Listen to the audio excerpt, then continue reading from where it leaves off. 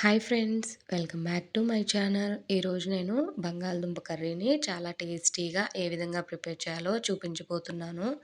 దానికి కావాల్సినవి బంగాళదుంపలు 3/4 కేజీ వరకు తీసుకొని నీట్‌గా కడుక్కొని ఇలా సగం కట్ చేసుకొని వీటిని ఉడకబెట్టుకోవాలి.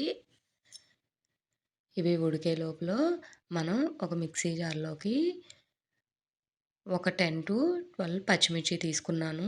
మీరు మరీ ఘాటుగా ఉంటే గనక చూసి తీసుకోండి. కొంచెం తక్కువ తీసుకోండి. పచ్చిమిర్చి తీసుకొని ఇందులోకి ఒక చిన్న సైజు అల్లం ముక్కని, 4, 5 ఎల్లిపాయ గర్భాలని వేసుకోవాలి. ఒక అర స్పూను జీలకర్ర వేసుకోవాలి. ఒక స్పూను కల్లుప్పు వేస్తున్నాను. మీరు నార్మల్ ఉప్పైనా వేసుకోవచ్చు. కొంచెం కొత్తిమీర వేసుకొని కొంచెం బరగ్గా గ్రైండ్ చేసుకోవాలి. మరీ మెత్తగా గ్రైండ్ చేసుకోకూడదు. ఇదిగో చూడండి, ఇలా బరగ్గా ఉండాలి. ఇది పక్కన పెట్టేసుకోవాలి. వేరే బౌల్‌లోకి షిఫ్ట్ చేసుకోవాలి. ఇప్పుడు దానికి కావాల్సినవి ఒక మీడియం సైజు ఆనియన్‌ని కట్ చేసుకోవాలి. పోపు దినుసులు, కరివేపాకు, కొత్తిమీర, ఎండుమిరపకాయలు వీటన్నిటిని రెడీ చేసుకొని పక్కన పెట్టుకోవాలి. ఈలోపు బంగాళదుంపలు ఉడికిపోయాయి కదా! వాటి పొట్టు తీసుకొని ఇలా పెద్ద సైజు ముక్కలుగా కట్ చేసుకోవాలి. మరీ చిన్నగా కట్ చేసుకోకూడదండి. చిన్నగా కట్ చేసుకుంటే గనక బంగాళదుంప కర్రీ ముద్ద ముద్దగా అయిపోతుంది. ఈ విధంగా పెద్దగా కట్ చేసుకొని వీటిని పక్కన పెట్టేసుకోవాలి.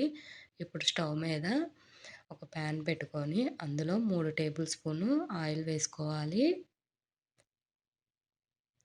ఆయిల్ హీట్ అయ్యాక పోపు దినుసులు వేసుకోవాలి. అవి వేగాక మనం కట్ చేసుకున్న ఆనియన్స్ కూడా వేసుకోవాలి. 2, 3 ఎల్లిపాయ గర్భాలని వేసుకోవాలి.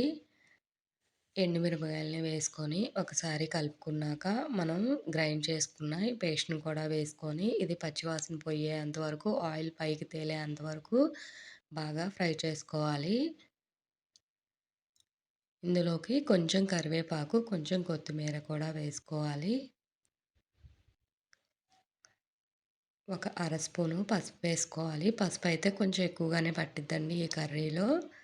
పసుపు వేసుకొని ఫైనల్‌గా ఈ ఉడకబెట్టుకొని కట్ చేసుకున్న ఆలు ముక్కల్ని వేసుకొని ఒక 2 మినిట్స్ గ్యాస్ మీడియం ఫ్లేమ్‌లో పెట్టుకొని కలుపుకొని గ్యాస్ టర్న్ ఆఫ్ చేసుకోవాలి.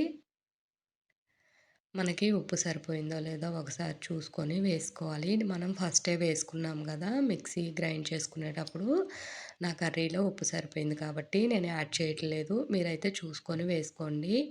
కర్రీ రెడీ అయిపోయిన కర్రీని వేరే బౌల్‌లోకి షిఫ్ట్ చేసుకోవాలి. అంతే అండి.